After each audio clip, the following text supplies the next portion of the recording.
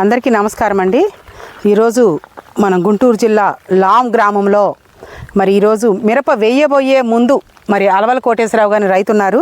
ఆ రైతు మరి 30 రకాల పిఎండిఎస్ విత్తనాలు మరి కలుపుకొని బీజామృతంతో విత్తన శుద్ధి చేసి మరి తన పొలంలో వేయబోతున్నారు. మరి ఇక్కడ మనం విత్తనాలను గమనించినట్టయితే మరి 30 రకాల విత్తనాలు ఆల్రెడీ కలిపేసుకున్నారు ఆయన. అయినప్పటికీ మన కోసం అని చెప్పి మరలా విడివిడిగా కూడా పెట్టడం జరిగింది. అట్లానే మేము గత ఏప్రిల్ నుంచి కూడా అంటే అంతకుముందు నుంచే విత్తనాలు గుంటూరు జిల్లాలో దాదాపుగా 30,000 మంది రైతుల చేత పిఎండిఎస్ వేయించాలనేది ప్రణాళికగా పెట్టుకున్నాము. ఇప్పటికీ దాదాపుగా 10,000 మంది కవర్ చేసాము. మాకు ఇంకా కూడా మిరప రైతులు దాదాపుగా 4,000-5,000 మంది 4 నుంచి 5,000 మంది కవర్ అవ్వాల్సిన వాళ్ళు ఉన్నారు. అలానే శనగ వేసే వాళ్ళు ఉన్నారు. అలానే డైరెక్ట్గా మినుము కూడా వేసేవాళ్ళు ఉన్నారు. సో ఇంకొక 10,000 వరకు కవర్ చేద్దాం అనుకుంటున్నాం పిఎండిఎస్. అలానే ఈరోజు మనం విత్తనాల్లోకి వెళ్ళినట్టయితే మరి ఇక్కడ మనకి పెసలు, మరి మినుము, మరి అలానే సజ్జలు, అలానే మరి పిల్లి పెసర, జొన్నలు, మరి జీలుగా, అలసందలు, జనుము,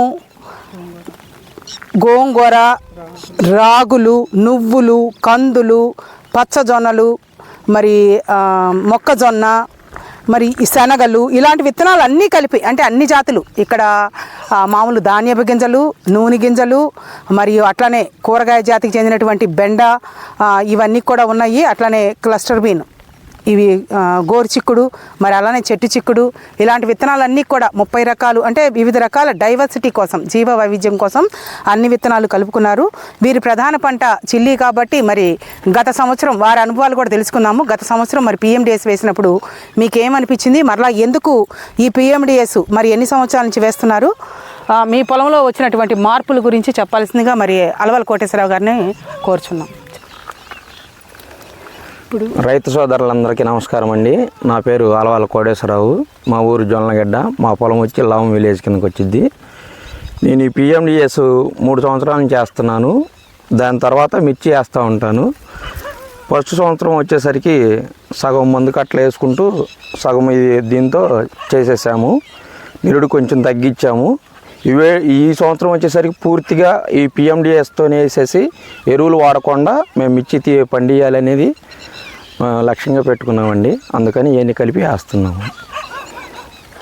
మంచిది కోటేశ్వరరావు గారు. మీకైతే దీనివల్ల ఏమేమి ఉపయోగాలు, ఈ పిఎండిఎస్ వేయటం వల్ల ఏమి మీ పొలంలో వచ్చినటువంటి మార్పులు చెప్పండి ఒకసారి.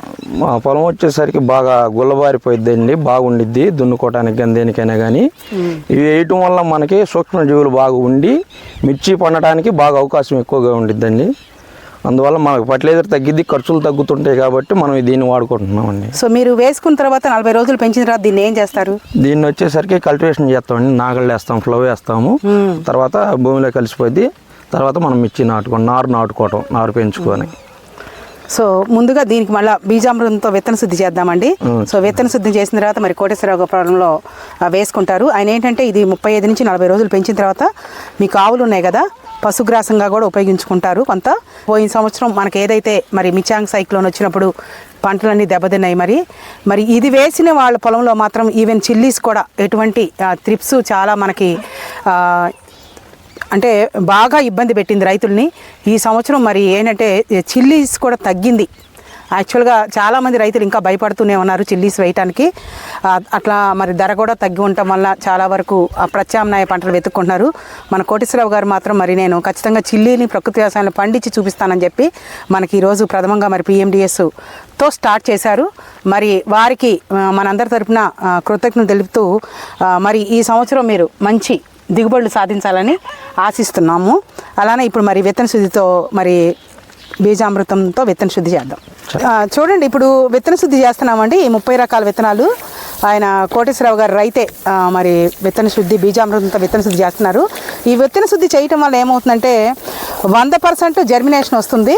అలానే చీడపీడలు తట్టుకునే శక్తి కూడా వస్తుంది మెయిన్ క్రాప్కి కూడా ఈ పిఎండిఎస్ వేయటం వల్ల.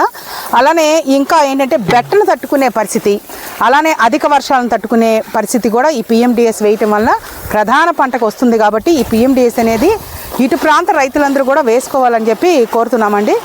మరి ఈ బీజామృతంతో విత్తన శుద్ధి చేసిన తర్వాత మాత్రమే మరి విత్తనాలు మెయిన్ పంటకు కూడా అండి చాలామంది రైతులు ప్రత్తి కానివ్వండి, మరి మిరప కానివ్వండి, వరి కానివ్వండి విత్తనాలు ఏం చేస్తున్నారంటే డైరెక్ట్గా షాపుల నుంచి తెచ్చుకున్నప్పుడు వాళ్ళు కెమికల్తో చేస్తుంటారు. కానీ కెమికల్తో చేసినప్పటికీ కూడా ఈ బీజామృతంతో విత్తన శుద్ధి చేసుకున్నట్టయితే మీకు ఈ 100% జర్మినేషన్ అనేది వస్తుంది. అలానే విత్తనం నుంచి సంక్రమించేటువంటి వ్యాధులు కూడా 100% రాకుండా ఉంటాయి. కాబట్టి రైతు సోదరులందరూ కూడా ఈ విత్తన శుద్ధి అనేది మాత్రం ఖచ్చితంగా ప్రకృతి వ్యవసాయంలో బీజామృతంతో చేసుకోవాలని ఆశిస్తున్నాం. Thank you.